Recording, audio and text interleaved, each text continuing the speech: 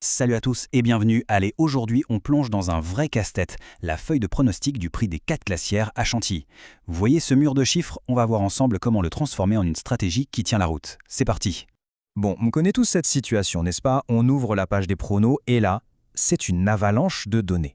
Des numéros, des stats partout. Franchement, par où commencer? Eh bien, c'est justement la mission du jour. On va décortiquer tout ça, tranquillement, pas à pas. Alors, voilà notre feuille de route. D'abord, un petit aperçu de la course. Ensuite, on va décrypter les données clés.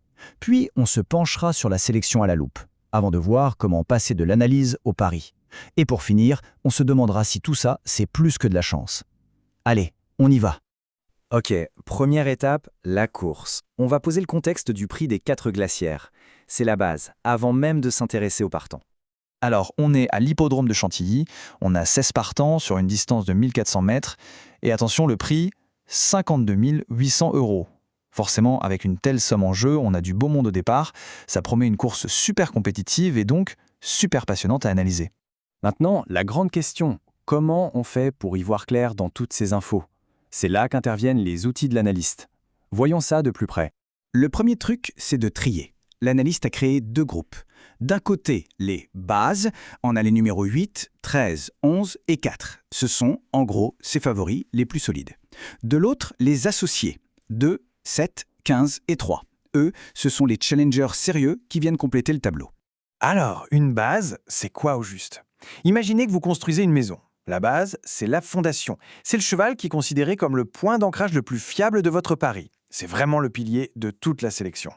Ensuite, deuxième outil, les favoris de la presse. C'est super utile.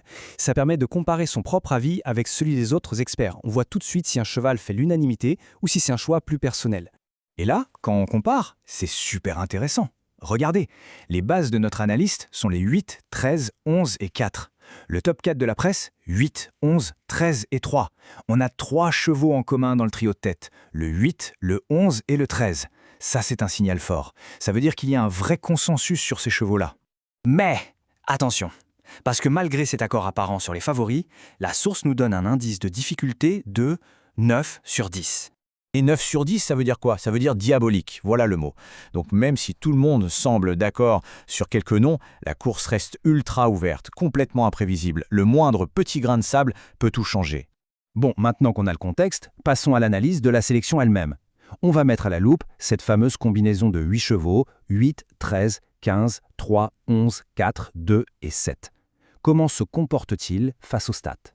Nous voilà la sélection qu'on va étudier, le 8, 13, 15, 3, 11, 4, 2 et le 7. C'est un mix des bases et des associés qu'on a vu tout à l'heure. C'est cette équipe qu'on va passer au crible.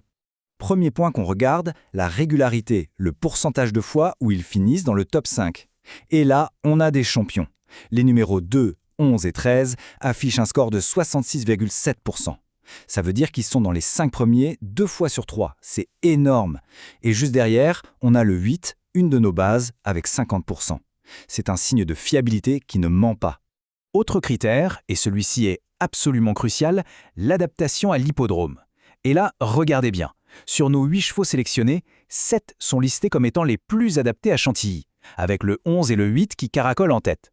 Connaître le terrain, c'est un avantage énorme, un vrai plus stratégique. Jetons un œil au gain sur les 6 dernières courses. Ce graphique est très parlant. On a des chevaux comme le numéro 2, Victor Vitet, qui a engrangé pas mal de gains récemment. Et à côté, on a le numéro 15, Saint-Saëns, avec des gains plus modestes. Qu'est-ce que ça nous dit? Que la sélection est un mélange calculé. Des chevaux en pleine forme, des valeurs sûres, et puis des outsiders qui pourraient créer la surprise. C'est tout l'art de trouver le bon équilibre. Ok, on a analysé les données, on a regardé les stats, c'est bien beau tout ça, mais concrètement, comment on transforme ça en un pari? Comment on passe de l'analyse à l'action? Eh bien, la source nous propose une méthode, le pari combiné, qu'ils appellent la formule CC. Le principe est assez malin. Premièrement, on choisit 2 de nos bases les plus solides, disons par exemple le 8 et le 11. Ce sont nos piliers. Deuxièmement, on va les associer avec les autres chevaux de notre sélection. Le but, c'est de couvrir un maximum de possibilités d'arrivée, de créer plein de combinaisons différentes. Et voilà à quoi ça ressemble concrètement. Vous voyez, dans cette ligne, le 8 et le 11 sont fixes. Ce sont nos constantes. Et tous les autres numéros tournent autour. En faisant ça, on se donne beaucoup plus de chances de trouver le bon ordre, ce qui est crucial, surtout dans une course qualifiée de diabolique, on s'en souvient. Bon, on arrive au bout de cette analyse. Alors, au final, qu'est-ce qu'on retient de tout ça? Est-ce que c'est juste une question de chance? Et ça nous amène à la question à 1 million, n'est-ce pas? L'analyse peut-elle vraiment prédire l'imprévisible? Est-ce que des chiffres, aussi bien analysés soient-ils, peuvent vraiment nous dire ce qui va se passer pendant le chaos d'une course? La réponse, c'est que l'analyse de données, ce n'est pas une boule de cristal. Elle ne va jamais éliminer complètement l'incertitude. Son but, c'est de fournir un cadre, une logique. Au lieu de choisir au hasard parmi 16 partants, on réduit le champ des possibles. On prend une décision informée. On ne supprime pas le risque, on le gère. Voilà, on a vu une méthode pour décrypter les pronostics. Mais la question finale, c'est pour la suite?